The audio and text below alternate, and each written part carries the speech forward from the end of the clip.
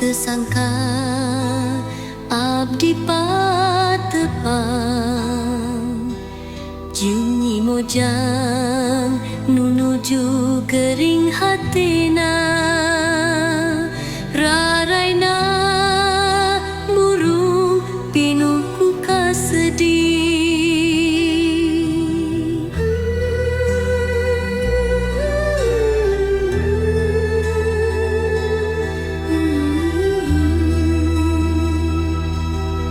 Kuasan masrahkeun raga kajurang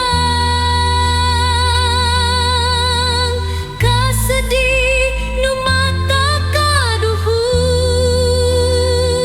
akhirna raga nu katempuhan